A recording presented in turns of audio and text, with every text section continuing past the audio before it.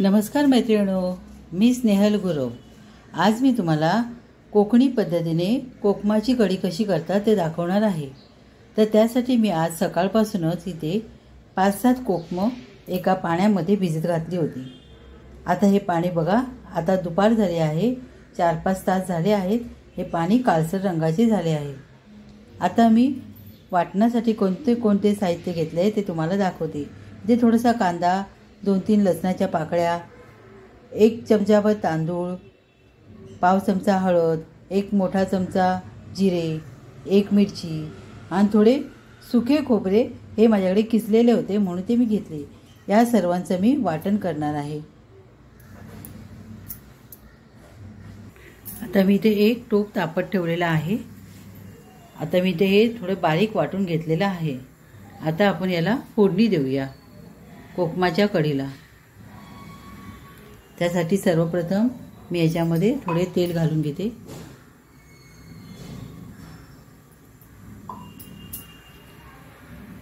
त्यानंतर त्यात कढीपत्ता घालते।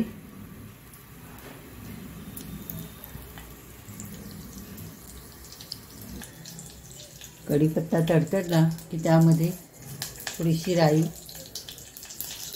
थोडेसे जिरे, थोडंसं हिंग,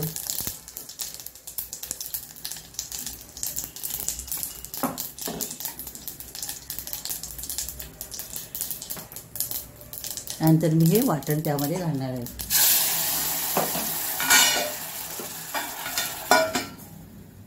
असं याच्यावर झाकण ठेवायचं आहे।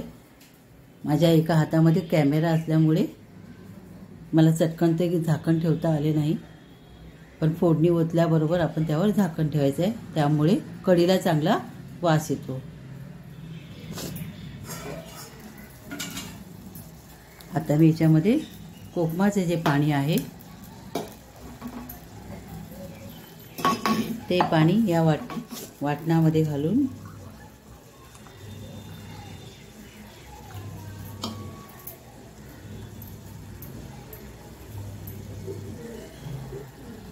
हे असे मी याच्यामध्ये ओतणार। आता अजून याच्यामध्ये थोडे पाणी घेते आणि कोकम धुवून घेते।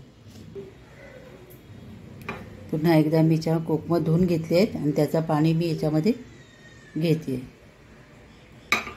तर हे पाणी सुद्धा पण मी या कढीमध्ये घालून घेणार आहे।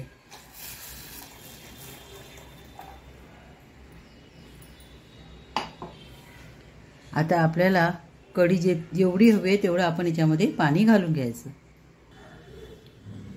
आता याच्यामध्ये मी चवीसाठी थोडासा गुळाचा खडा टाकलेला आहे आणि आता याच्यात मी मीठ घालून घेते।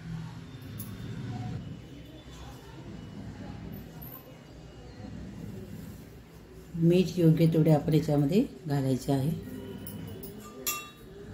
याला चांगले हलवून घ्यायचे। त्याला 5 मिनिटं चांगले उकळू द्यायचे। ही झाली आपली कढी तयार। या कढीमध्ये मी 1 चमचा असा ठेवला होता। असा ठेवल्यामुळे काय होतं, कढी ओतू जात नाही आणि हे जे भांडं आहे, ही जी पळी आहे, ही पळीसुद्धा गरम होत नाही। त्यामुळे कधी पण पळी ही अशीच ठेवायची। गॅस बारीक ठेवायचा आणि चांगली उकळून घ्यायची। आता मी बंद करते। आता आपली ही कढी झाली। बघा, आपली ही कोकमाची कढी चांगली तयार झालेली आहे। या कढीवर मी थोडेसे ओले खोबरे घातले आणि थोडीशी कोथिंबीर घातली आणि अशी आपल्याला सर्व करायला काही हरकत नाही। चला तर मग मैत्रिणींनो, माझी ही कढीची कोकमाच्या कढीची रेसिपी तुम्हाला नक्कीच आवडली असेल तर माझी ही रेसिपी तुम्ही नक्की करून पहा आणि मला चांगल्या कमेंट्स द्या। माझा हा व्हिडिओ तुम्हाला आवडला असेल तर माझ्या व्हिडिओला तुम्ही लाईक करा, शेअर करा आणि सबस्क्राईब करायला विसरू नका। आता भेटूया आपण एखाद्या छानशा व्हिडिओसोबत। तोपर्यंत बाय बाय। आणि हो, तुम्ही अमूल्य वेळ देऊन माझा व्हिडिओ पाहिल्याबद्दल तुमचे खूप खूप आभार।